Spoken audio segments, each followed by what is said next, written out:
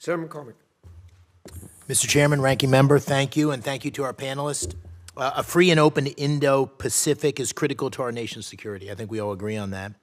To paraphrase General MacArthur, the Pacific acts as a protective shield for all of the Americas, with the Western Pacific as its linchpin.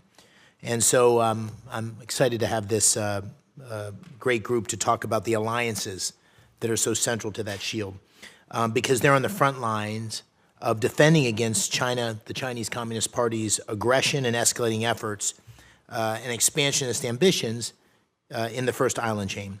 We must stand with those allies and ensure those partnerships deliver unmatched value to both sides, including burden sharing. So, Mr. Cha, or Dr. Cha, good to see you again, and I'd like to start with you.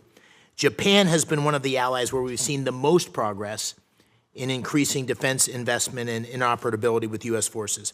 We recently had Ambassador-designate Glass testify before this committee. What priorities should be top of mind for him and for this administration to make that deterrence from the U.S.-Japan alliance most credible?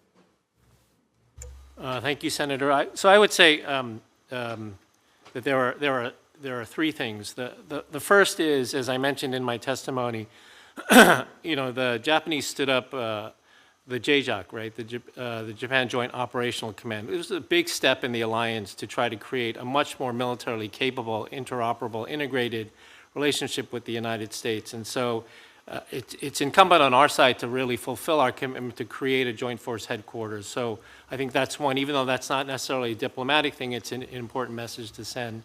The second is what I would like to see is a continuation of the bilateral and the trilateral relationship among the U.S., Japan, and South Korea. This was something that both the first Trump administration as well as the Biden administration worked on. Major steps were made since August of 2023. I know we have a little bit of a political situation in South Korea waiting for a new government to come into place.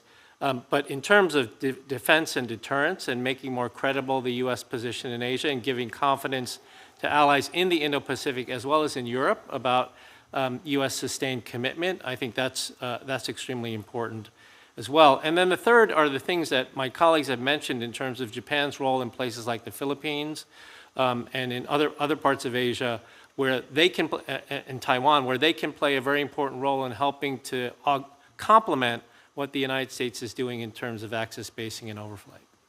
Very good, thank you. Mr. Shriver, Secretary Rubio recently reiterated U.S. policy with regard to Taiwan. Any forced, compelled, coercive change in the status of Taiwan. Where would you see the United States falling short in its role in deterring a war in the Taiwan Strait? Thank you, Senator. So I think I would point to a few things, and it's not necessarily falling short, but there's been an evolutionary process where we've been more direct in our language and rhetoric. We've been moving into areas that were previously too sensitive, like training of Taiwanese military forces. So I think we need to continue the posture initiatives. We really need to develop the Philippines, particularly northern Luzon, which has that geographic proximity to the Taiwan Strait.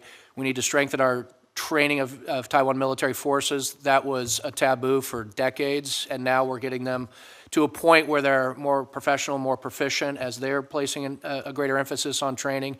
And I think, as Dr. Mastro implied in her opening statement, it's not only what they spend. They've got to 2.5. They pledged to get to 3%, and they say that's a floor, not a ceiling.